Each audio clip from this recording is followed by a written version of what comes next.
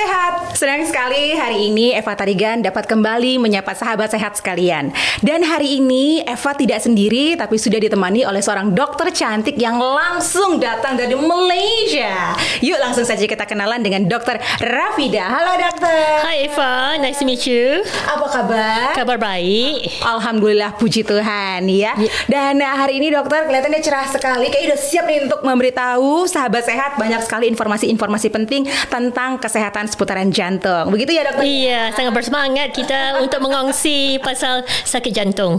Oke, nah dokter, ini belakangan ya di sekitaran teman-teman saya yang masih muda, masih di sekitaran umur 30 tahun, banyak sekali saya mendapatkan kabar-kabar kurang enak dari teman-teman saya yang usia masih muda tapi sudah terkena serangan jantung. Alhamdulillahnya tidak sampai ke worst case, tapi cuma kayak masih serangan pertama, serangan kedua gitu ya. Agak sedikit miris ya, karena kalau kita tahu dari dulu bahwa penyakit jantung itu identik dengan penyakit orang tua. Iya. Tapi sekarang anak muda sudah banyak juga yang terkena penyakit jantung. Nah, sebenarnya kalau boleh dijelaskan kepada sahabat sehat sekalian, kira-kira sakit jantung itu sebenarnya seperti apa sih? Apa aja sih gejalanya dokter? Mungkin boleh dijelaskan? Okey, rasanya pada masa ini kita kena tengok daripada segi perbezaan antara pesakit-pesakit sebelum ini yang yang hidup di tahun 1950-an, 1960-an. Sebab pada masa tersebut, cara pemakanan atau pola pemakanan adalah berbeza daripada masa sekarang.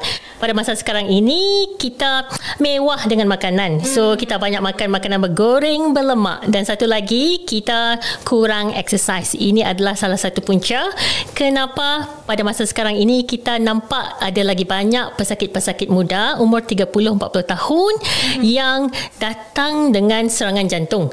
Satu lagi yang kita notice adalah pesakit-pesakit sekarang ini general public in general tidak suka untuk buat screening sebab pada mereka kalau tidak tahu lagi bagus. Kalau kita tahu kita ada sakit, nanti kita rasa depressed. Itu adalah salah satu persepsi pada masyarakat yang kita ada pada masa sekarang. So apa yang kita perlu buat sebenarnya, kita perlukan kesedaran kepada masyarakat. Mereka perlu buat screening awal. So maksudnya apa itu screening? Kita kena tahu sama ada tekanan darah kita normal ataupun tidak. So Eva tahukah kalau tekanan darah normal itu berapa? Biasanya itu kalau siastol dan diastolnya itu 180 per itu tinggi sungguh. 120 per 80 I mean. Okey. 120 per 80. Okey. 90. Okey. So untuk kita diagnose tekanan darah tinggi, tekanan darah itu perlu lebih daripada 140/90. Oh, itu darah tinggi ya? Itu tekanan darah tinggi. So kalau katakan tekanan darah yang optimal itu dalam 120-130, bawahnya dalam 80. Okey. So kalau tekanan darah itu sentiasa lebih daripada 140/90, itu maksudnya sudah ada tekanan darah tinggi. So apa yang dicadangkan oleh WHO adalah kita perlu buat screening awal. So umur berapa yang rasanya kita perlu buat screening? Rasanya kalau menurut Eva harusnya sih sedini mungkin harus ini ya. Iya. Soalnya bener banget kayak kata dokter bahwa banyak orang yang takut tuh kalau udah screening justru malah kepikiran, malah stres gitu loh. Iya. Jadi ntar aja kalau belum ada rasa sakit, belum ada nyeri-nyeri, nggak usah, belum kepikiran.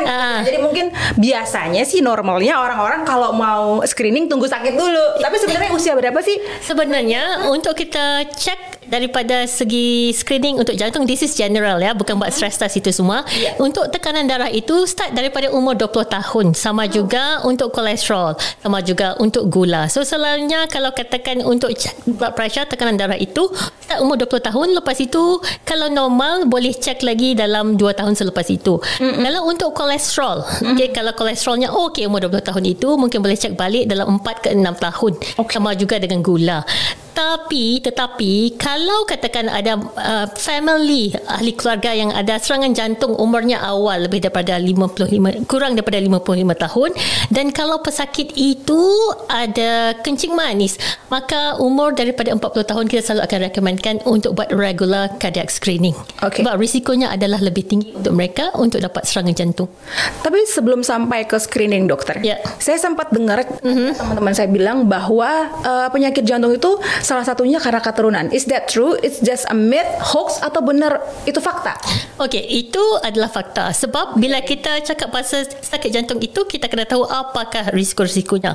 So nombor satu, corak pola pemakanan. Okey, kalau makan tidak sihat, tidak seimbang, so itu menyebabkan pembedakan kolesterol ataupun lemak-lemak pada pembuluh darah arteri itu yang over time, bila kita umur 30-40 tahun, makin lama makin sempit, and at one point you can get a plaque rupture, menyebabkan darah beku terbentuk di dalam pembuluh darah arteri. Nombor dua, kurang exercise, badan besar. Bila jalan semua mengah. Okay? Again, bila badan besar, dia akan increase risiko untuk dapat tekanan darah tinggi, kencing manis juga. Dengan corak pemakanan yang tidak bagus, makanya selalunya kolesterolnya akan tinggi juga. Nombor tiga, kolesterol tinggi. Kolesterol tinggi ini could be acquired. Bila kita cakap acquired tu maksudnya daripada cara pemakanan kita.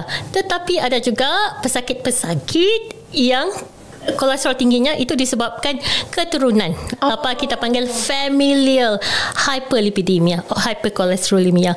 So ini adalah pesakit-pesakit yang mungkin dapat serangan jantung atau sakit jantung awal. So sebab itu kita kena tahu sama ada family yang ada masalah dengan serangan jantung atau sakit jantung pada umur yang sangat muda. Contohnya umur 30-40 tahun. So kalau ada 2 atau 3 orang dalam family itu yang dapat serangan jantung atau sakit jantung umurnya sangat muda, selalunya that is actually a red flag. So selalunya kita akan buat screening untuk family tersebut. Okay? Dan itu adalah salah satu keturunan, memang salah satu yang kita acknowledge. So itu adalah salah satu risk factor atau risiko yang selalunya kita akan screenkan. Satu lagi, merokok. Okay. Merokok. Merokok.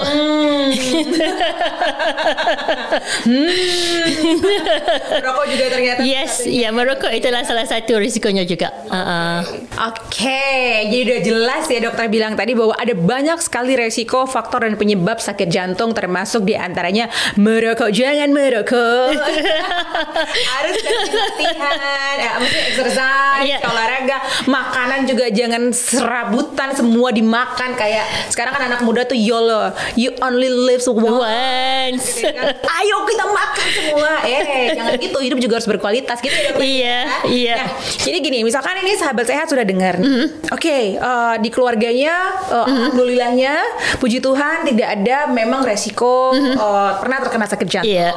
Mungkin juga dia rajin exercise dan tidak ada tanda-tanda seperti apapun, tapi tetap saja kita harus tetap screening ya dokter ya. Iya, tetap kena screening juga untuk memastikan kita tidak ada tekanan darah tinggi ataupun kencing manis. Sebab tekanan darah tinggi, kencing manis dan kolesterol tinggi ini dia selalunya tidak ada gejala-gejala. Selanjutnya kalau kita buat screening baru kita tahu. Sebabnya even di hospital bila kita jumpa dengan pesakit serangan jantung umur 35 tahun datang sebelum ini cakap, saya tidak ada masalah apa-apa doktor, ini pertama kali tiba-tiba rasa nyeri dada, sulit nafas, pergi ke hospital dan sudah ada serangan jantung.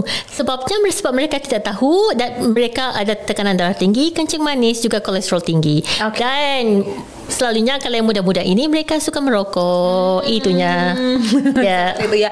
Nah, kalau seandainya nih sahabat sehat atau mungkin Eva mau screening, ya memang dengan kesadaran tinggi pengen menjaga kesehatan, kita datang ke hospital, kira-kira kita tuh bilangnya ke hospital tuh mau screening jantung, itu bakal dilakukan tes-tes apa saja sih dokter? So selalunya kita akan buat dengan basic dulu. So kita akan check blood pressure dan lepas itu selalunya kita akan buat ECG tracing untuk tengok sama ada abnormality ataupun tidak pada tracing itu juga. Dan selalunya kita akan buat exercise stress test juga as part of the screening untuk sakit jantung. And then lepas tu selalunya kita akan buat ujian darah juga. Kita akan check kolesterol level dengan gula level juga di dalam darah, sebab kita nak tahu sama ada pesakit-pesakit ini sama ada mereka ada risk factor, contohnya ada tekanan darah tinggi, kencing manis ataupun kolesterol tinggi. Sebab selalunya apa yang kita buat adalah kita akan kasih advice. Katakanlah gulanya itu borderline contohnya, bukan lagi kencing manis tapi sudah pre-diabetic. Dalam kes ini selalunya kita akan kasih advice bagaimana untuk mereka mengubah cara pemakanan dan selalunya kita akan encourage mereka untuk exercise lebih banyak. Itunya. In case di laporannya itu ditemukan sesuatu yang abnormal, kira-kira apalagi tindakan selanjutnya yang akan dilakukan terhadap si calon pasien ini? So contohnya lah, kalau kita buat screening untuk sakit jantung ini, kita buat exercise stress test ya. Ini bila kita cakap exercise stress test ini, maksudnya kita akan minta klien itu untuk berlari di atas treadmill. Setiap 3 minit akan the treadmill itu akan jadi lagi pantas, dan lepas tu dia punya inclination itu dia lagi tinggi. Okay, so katakan exercise stress test ini abnormal. So maksudnya kita nampak ada abnormal perubahan pada tracing itu. So maksudnya dalam kes ini possibility untuk klien ini ada masalah dengan saluran darah sempit adalah tinggi. So dalam kes ini kita selalunya akan rekomenkan untuk buat coronary angiogram, angioplasty. So ini adalah catheterization untuk tengok sama ada saluran darah sempit ataupun tidak. Ini adalah invasive procedure.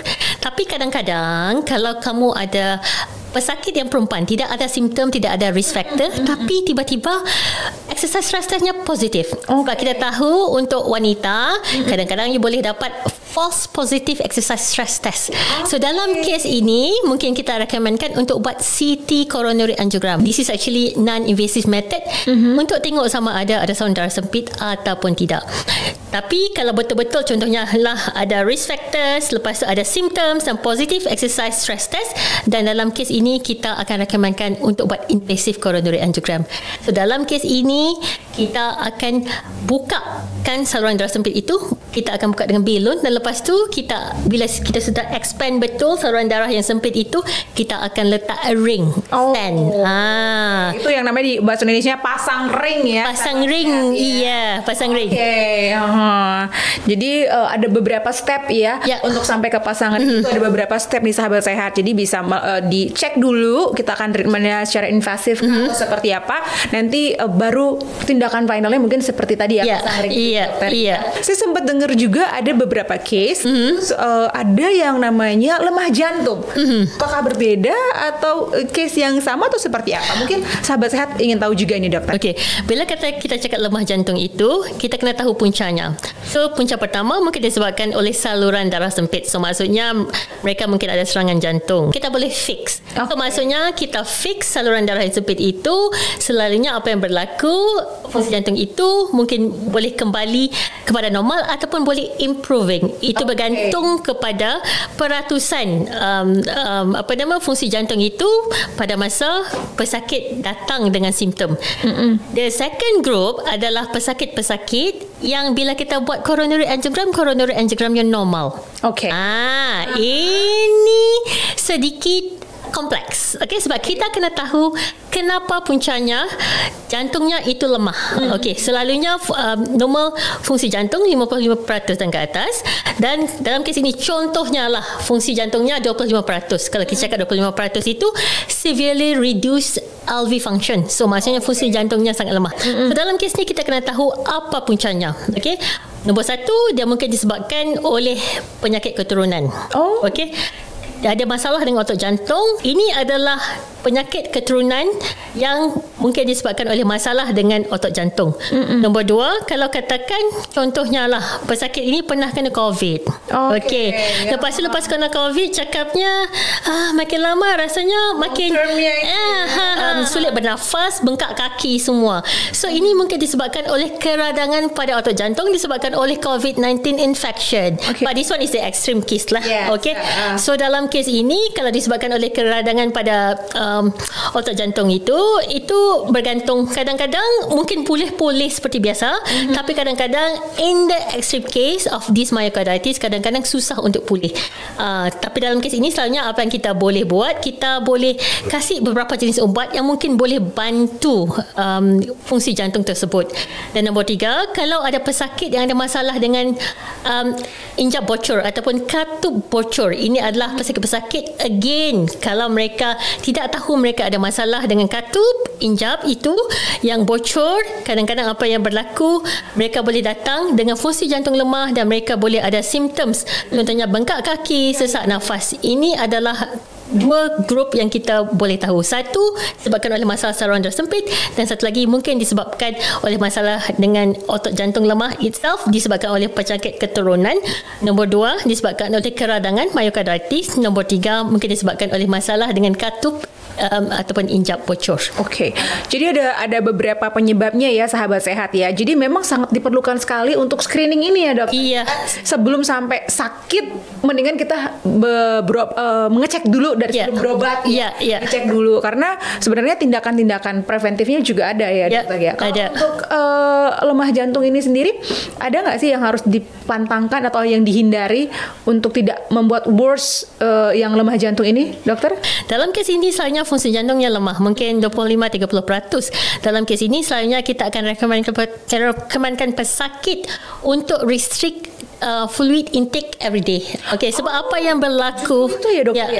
So dia bergantung pada fungsi jantungnya. Kalau terlampau lemah, selalunya kita akan cakap okey, fluid restriction 800 ml sehari. Tapi again, pesakit ini perlu ambil ubat-ubatan. So sekarang ini kita ada banyak ubat-ubatan yang sebenarnya boleh membantu fungsi jantung over time. Dan selalunya apa yang kita punya objektif bila kita ada pesakit yang lemah jantung adalah kita mahu mereka boleh buat aktiviti seperti orang biasa. Sebab apa yang berlaku bila mereka ada lemah jantung, heart failure ini, selalunya mereka untuk berjalan 5 meter pun tidak boleh. Okey, so selalunya kita buat, kita kasih ubat-ubatan yang untuk bantu fungsi jantung, and at the same time selalunya kita akan cakap pada pesakit-pesakit ini untuk restrict dia punya fluid, dan mereka kena compliance untuk medication yang kita ambil. Okey. Yang kita kasih pada mereka. Mungkin boleh kasih sekali lagi, dokter, suggestion untuk screening jantung itu baiknya berapa tahun sekali? Kalau kita kategorikan kita tidak ada simptom ya, itu berapa tahun sekali sih baiknya kita untuk screening? Okay, so kalau untuk screening ini, maksudnya this one is full screening including the exercise stress test ya. Daripada umur 40 tahun itu, selalunya kita rekomenkan kalau katakan test itu normal, mungkin boleh screening every 2 years. Every 2 years. Yeah, but then untuk gula, untuk kolesterol, untuk tekanan darah itu kalau boleh buat on yearly basis. Okay. Ya, itu sangat penting. Ya, sebab kita kena pastikan yang tidak ada any of the risk factors. Sebab makin kita tua, selalunya makin lagi senang untuk kita dapat all this problem. Oke. Jadi kalau bisa tuh ya, kalau kata dokter, kembali saya ulangin ya, sahabat sehat, kalau misalnya untuk tes kolesterol, gula darah dan segala macam tuh kalau bisa setahun sekali lah, gitu. Kalau boleh disisihkan disisihkan budgetnya untuk kesehatan. Seperti itu ya. Nah, tapi dokter, this is one of the hardest question juga. Yes, di Malaysia itu banyak banyak sekali rumah sakit ya. Untuk kita periksa. Kadang-kadang kita bingung nih mau kemana. Nah, saya tahu sih karena saya pernah ke sana. Ada satu rumah sakit yang kece banget, yang keren sekali. IGN, Institut Jantung Negara Malaysia. Itu benar-benar rumah sakit yang oke banget untuk jantung. Nah, apakah sependapat dokter? IGN kalau misalnya mau berobat tuh baiknya ya ke IGN aja. IGN yang terbaik. Apa yang kita ada di IGN adalah kita ada beberapa subspecialty. So kita ada adult cardiology. Ini adalah doktor-doktor spesialis yang akan deal dengan pesakit yang ada masalah dengan serangan jantung, lemah jantung, dengan masalah dengan katup, injap sempit ataupun bocor. Dan lepas itu kamu ada juga grup pediatrics cardiology. So ini adalah doktor spesialis yang look after masalah-masalah dengan congenital heart disease. Dan you ada juga cardiothoracic, and for the cardiothoracic ini mereka buat pembedahan untuk bypass surgery ataupun buat pembedahan injap ataupun katup. Dan daripada adult cardiology, kita ada juga subspecialty.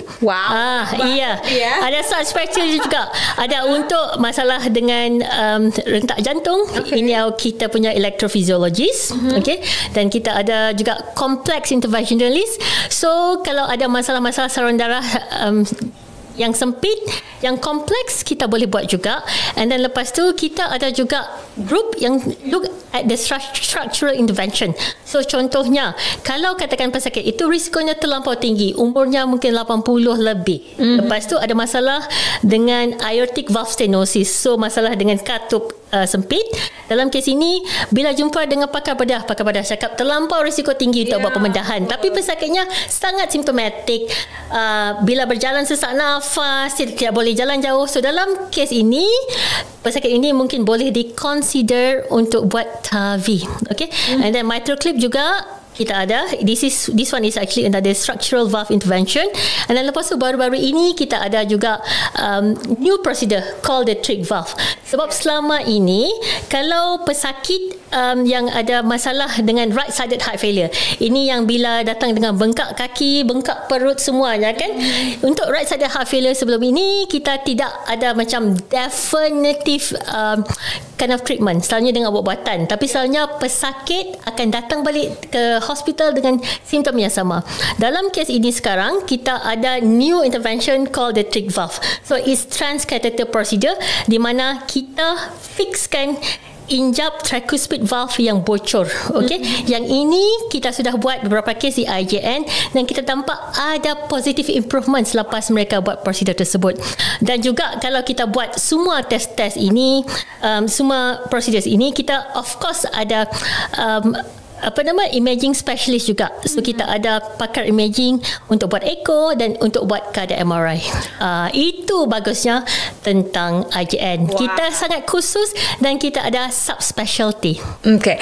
Jadi dengan kata lain yang telah disebutkan dokter barusan ya sahabat sehat, bahwa di IJN ini benar-benar spesialitinya adalah tentang jantung. Dan ada banyak lagi subspeciality-nya ya, termasuk untuk anak-anak juga sudah ada khusus, untuk adult juga ada. Jadi benar-benar kalau memang masalah jantung udah IJN lah ya, seperti itu ya dokter ya.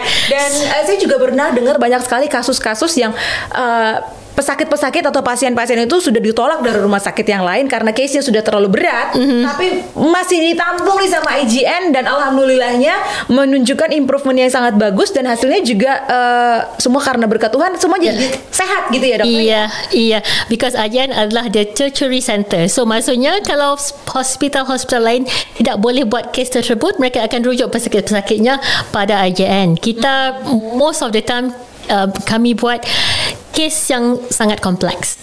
Itu dia. Dan satu lagi nih sahabat sehat, IJN ini sudah banyak sekali menyabet penghargaan. Kemudian IJN juga sudah banyak sekali melakukan terobosan-terobosan atau breakthrough di bidang teknologi kedokteran. Iya. Banyak sekali hal-hal pertama yang sudah dilakukan sama IJN. Jadi sebenarnya kita nggak usah worry dan ragu lagi untuk memeriksakan kesehatan jantung kita di IJN. Seperti itu ya dokter. Iya. Dan mungkin nih dokter boleh nih kasih sedikit ke sahabat sehat kira-kira why? Kenapa kita harus ke IJN untuk screening? Kenapa kita harus ke IJN untuk screening? Silakan dokter. Okay. So di IJN ini kita ada specialist yang memang look after the heart. Okay. And then lepas itu facility yang kita ada adalah the latest the state of the art technology. Okay, kita ada pakar untuk echo yang ini untuk tengok sama ada masalah dengan injap sempit ataupun injap bocor. Okay, and then lepas tu kita juga ada specialist yang memang fokus untuk buat coronary angiogram, angioplasty. Kita boleh buat both simple and complex. Okay, dan kalau ada masalah dengan injap, kalau katakan kita tidak boleh ataupun pesakit itu tidak sesuai untuk dibuat pembedahan, untuk dibuat operasi, kita mungkin boleh offer all these high risk group untuk buat TAVI atau mitral clip ataupun trach valve. Okay, dan untuk yang pesakit lemah jantung, kadang-kadang these are the group of patient yang memang what we call the end stage heart failure. So dalam group ini kadang-kadang kita boleh offer, if let's say they fulfill the criteria, kita boleh offer mereka untuk buat LVAD. This is actually a bridge to heart transplant juga. Okay, di IJN kita buat prosedur daripada yang simple kepada most complex, dan kita juga ada kita punya heart transplant program di IJN untuk pesakit end stage heart failure yang memerlukan heart transplant. Oke, jadi sudah sangat detail sekali ya sahabat sehat ya. Dan untuk sahabat sehat yang ada di Indonesia yang mungkin pengen berobat atau mungkin screening ke Malaysia, nggak usah khawatir, nggak usah takut karena IGN juga memberikan banyak sekali fasilitas, termasuk salah satunya adalah fasilitas penjemputan di bandara. Bahkan juga kalau butuh ambulans juga bisa disediakan di bandara. Dan juga selain itu pasien juga nggak perlu takut kendala bahasa karena tetap ada interpreter ataupun translatornya. Dan juga kalau di IGN sendiri ya dokter ya, saya pernah ke sana, itu di sekitaran situ ada banyak sekali hotel-hotel, jadi nggak perlu takut untuk akomodasi, makanannya juga sesuai dengan lidah Indonesia. Makanannya sedap. Ya. Dan feels like home kalau misalnya ada di sekitaran IGN. Iya. Dan misalkan ada yang ingin menjadwalkan untuk screening ke IGN, nanti di deskripsi di bawah kita akan kasih ke sahabat sehat informasinya, termasuk kontak personnya, websitenya, Facebooknya. Dan sekali lagi dokter, terima kasih sekali untuk waktunya. Sekarang kita semakin mengerti bahwa yang namanya penyakit jantung itu bukan hanya sekedar penyakit jantung yang bisa kita anggap itu penyakit orang tua. Tidak, muda-muda pun boleh kena serangan jantung. Ini ya, saya yang masih remaja belia pun harus iya. Pesakit paling muda yang saya pernah jumpa dapat serangan jantung umur 23 tahun. Tapi itu adalah disebabkan oleh familial. Sebab dia ada familial hyperlipidemia, kolesterol tinggi. And then dalam family tersebut memang ada abang dan apanya ada serangan jantung pada umur yang muda. 23 tahun ya. Tapi itu disebabkan oleh keturunan juga. Keturunan ya. Iya. Mesti beda 2 tahun loh sama saya, 23, 2. Wah, gitu. Berapa tahun yang lalu? Hati-hati.